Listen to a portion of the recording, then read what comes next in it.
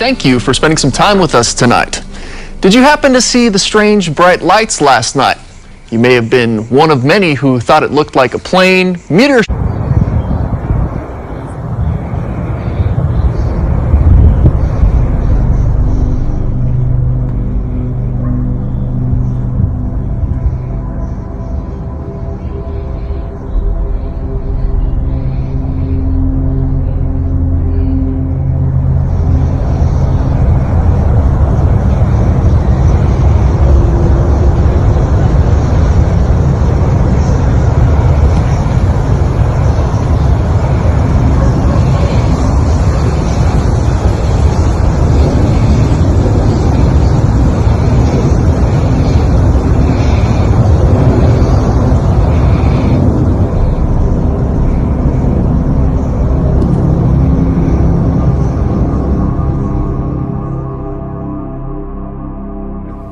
The astronomy out here is great. We're kind of a dark spot, so there's a lot of stars to be seen. A lot of folk like to come out, set that up. What else do you see in the sky out here? Well, there's a lot of unexplained things. People do come out and look for that, from Zeno Ranch up over the hill and all throughout here. Plenty of people have seen very impossible to explain phenomenon. You know, like something going like that, then goes, it's going, like, you know, I haven't seen the jet created yet that could make that. Have you seen that? I've seen some things like that, you know, but it's because it's so dark, you see a lot up there. But yes, I've seen some hard angles for a normal aircraft to make, and they're definitely way up in the sky. Hey, give my phone. I have my, yeah, here. Here.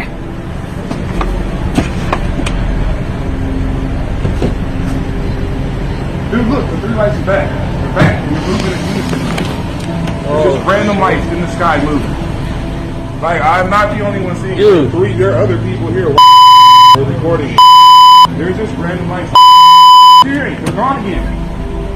There they go. Oh my god. Here's some dude, this is my phone now, man, and talking about right now. Oh my god, look at this. Three lights, they keep coming together and then they go apart. Watch this. Look at them. Look at that. Look at them. It's not a straight line pattern. Like dude, what the hell?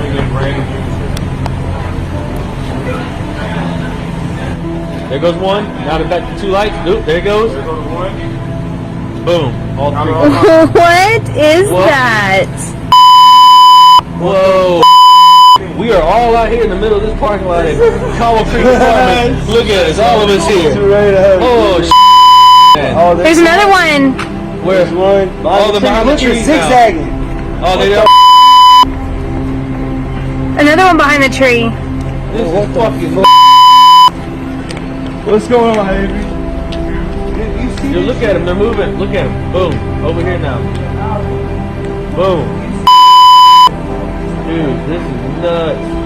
Unbelievable. The first thing I'm thinking, like, whoa, what is this? Pastor Monzel Ford says as he was sleeping one night last week, his home surveillance camera motion detector kept going off. So from bed, he pulled out his phone and looked at the living room. This orb, this imagery just hovering in my living room. No one else was there. It wasn't a flashlight or passing headlights. And Pastor Ford thinks it was too big to be a dust particle. He walked into the living room watching the live feed on his phone. But when I went out there, I couldn't physically see what I'm looking at in the live feed.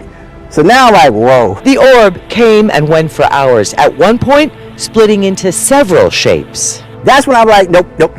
Something's going on here. Pastor Ford has been haunted by some of the things he's seen as police chaplain and while working his own street ministry.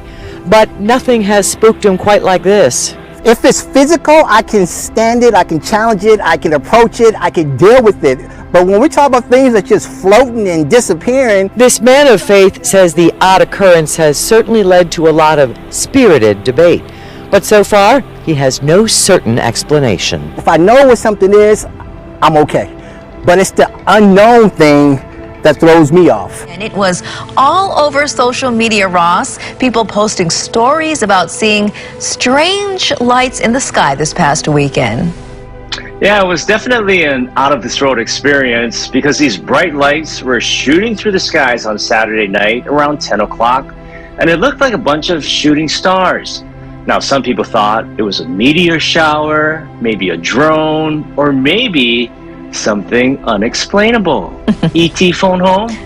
But experts on top Mauna Kea say it was likely the re-entry of a rocket booster into the Earth's atmosphere from a launch back in 2008. What is that, guys? Oh, you got it? What is that? And I started videotaping, and when they got closer, that's when I started freaking out because I'm like, oh, what in the world is this? We actually didn't even know what to think. We didn't know what it was, where it came from. It just appeared. It was very quiet. It was actually very eerie feeling. That was probably what many thought when they saw these mysterious bright lights in the night sky.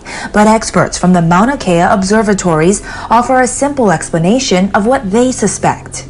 So in all likelihood, what they saw last night was the re-entry of a rocket booster. So we can't be 100% certain because we don't have any of the pieces of the debris, but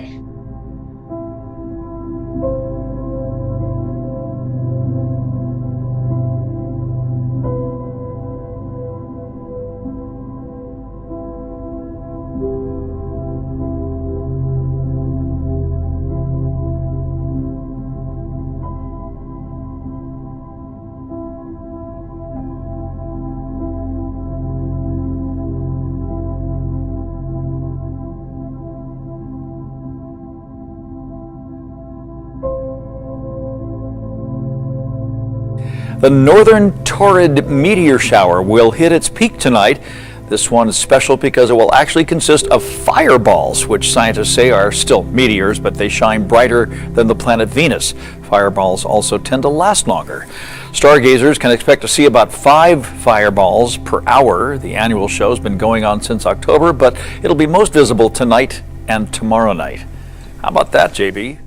A meteor is streaking across the night sky over Lakewood, New Jersey. A resident's dash cam captured the amazing sight just after 7 last night. The American Meteor Society tweeted that it received more than 215 reports that the bright fireball was also spotted in states along the East Coast from New Hampshire to Maryland.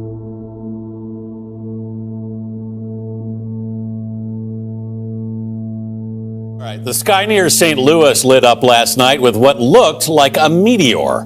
Hundreds of people say they saw it across 100 miles. This bright blue light was followed by a falling object. Many say they also heard a boom. The video you see here is from a home security camera. If it was a meteor, scientists... A photographer in Boulder is sharing photos of an incredible phenomenon. This is a light pillar. Meteorologist Chris Spears says the beams are created when light near the surface reflects off tiny ice crystals that are suspended in the atmosphere. Willie Cunningham captured the rare moment north of Jamestown, and our Jeff Todd talked to him.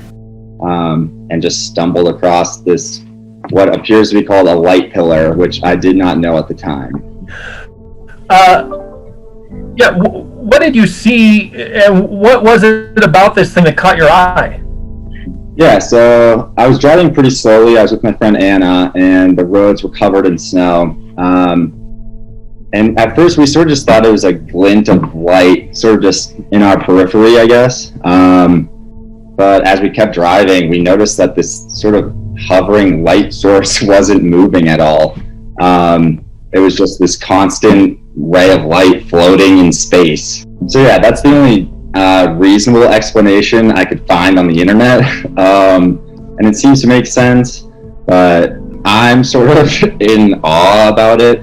I'm just happy that people are enjoying it, to be honest. The world's sort of in a funk right now, I think, especially Colorado and some of these western states with the fires we've had, so. This morning, waves thrashing Florida's coastline in a season that's seen hurricane after hurricane. Overnight, heavy rainfall and storm surge smacking yet another Gulf Coast state.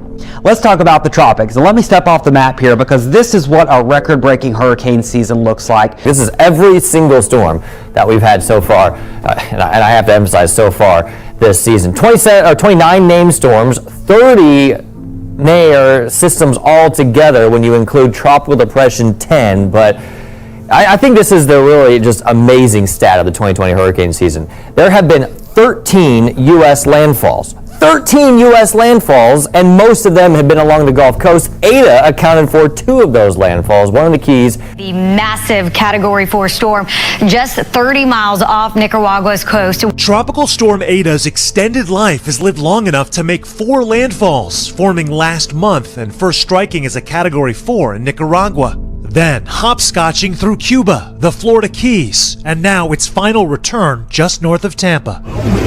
Police in Sarasota wading through drenched streets in a region that amazingly hadn't yet been touched by historic storms. Over a period of 4 days, Eta drenched a huge area of Central America, from Panama to southern Mexico. The storm made landfall on Honduras and Nicaragua with winds up to 140 miles an hour.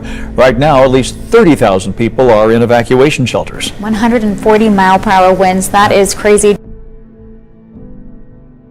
Big news to start with, though, here at 6. There's been a series of earthquakes overnight in central Nevada. Yeah, there have been at least 50 earthquakes since 1 o'clock this morning. This is near the Tonopah and Mina area. Probably felt at some parts in California, but it happened in Nevada. Yeah, right around 1:13 this morning. And make it clear, weather, earthquakes do not go together. But I wanted to show this right now because some people, A 5.3 magnitude earthquake hit rural Nevada this morning, and it was felt by people around the Sierra National Forest in California. It was centered around 160 miles southeast of Reno. Earlier this year, Nevada recorded its largest earthquake in 66 years. Earthquakes have been pretty common in that area. We've seen clusters of these before. No reports of any injuries or major damage. You'll remember, Sherry, the last time they had some rather more serious earthquakes up there that damaged the highway up there. They had to have some detours around there. So it is possible, but it looks like this is just sort of a little more excessive shaking. Yeah.